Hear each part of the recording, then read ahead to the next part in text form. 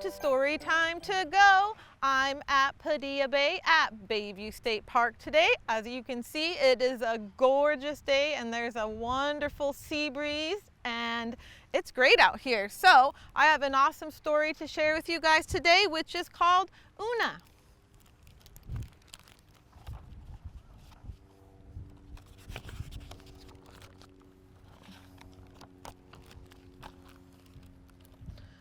Oona was sweet and a little bit salty, like the ocean where she lived. She was also brave and curious, like most treasure hunters. When Oona was just a baby, no bigger than a scallop, she chased a pearl into the mouth of a whale.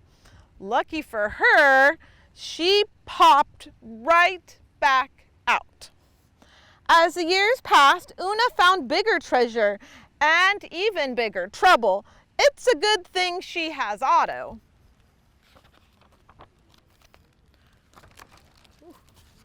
Oona rescued Otto from an oyster net when he was just a pup. She taught him tricks like sit, roll over, walrus, and her favorite, pufferfish. Oona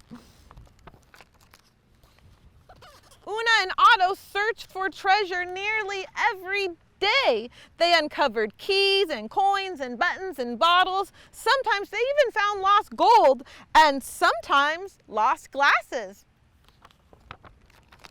But there was one special treasure Oona could never quite reach: the crown. It was extra sparkly in a way that made Oona's heart thump. But the crown was stuck deep in the rift, and not a pole or a pail or a sticky stick or a snail could get it unstuck. Still, Oona was determined. Her next plan was a good one. She'd knock the crown loose.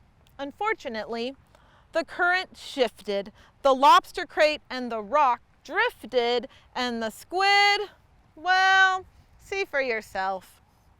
It's hard to say who was more surprised when the water cleared, Oona or the shark.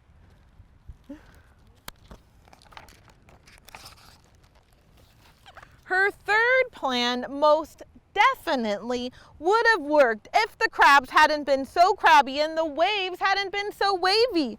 And if that long ship plank hadn't bumped her head hard before the greedy rift gobbled it up too. Poor Oona. This was getting personal. She shouted into the pit, "You can keep your dumb crown, I quit." Generally speaking, mermaids are not quitters, but at this point, one could hardly blame her.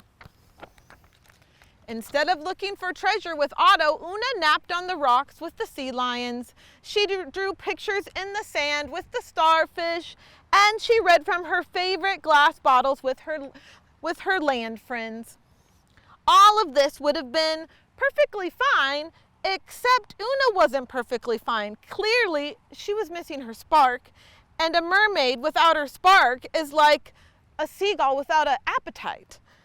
Unnatural.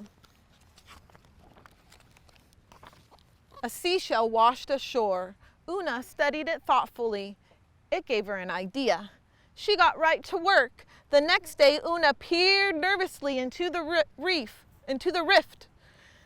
Why did it look so much deeper and scarier than she remembered?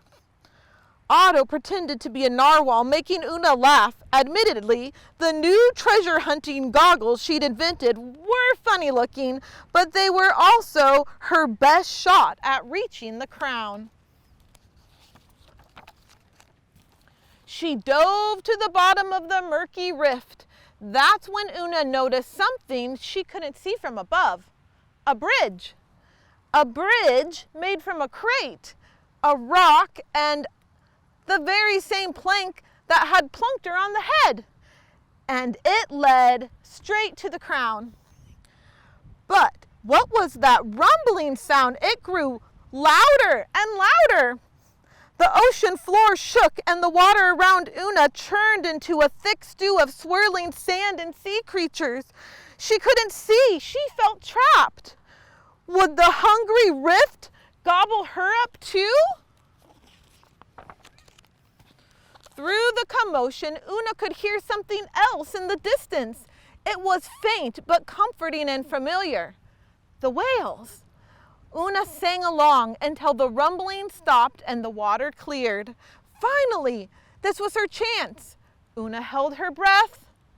Ready, steady, aim!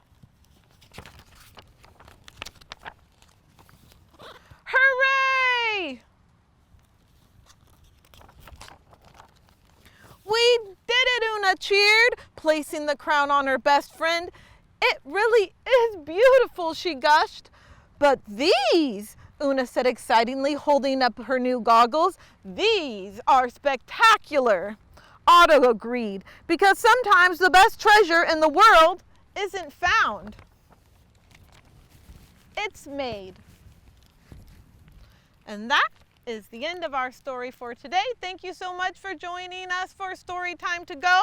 And remember, you can check out a Discover Pass at the library with your library card and come and visit Bayview State Park. We will see you next time. Bye.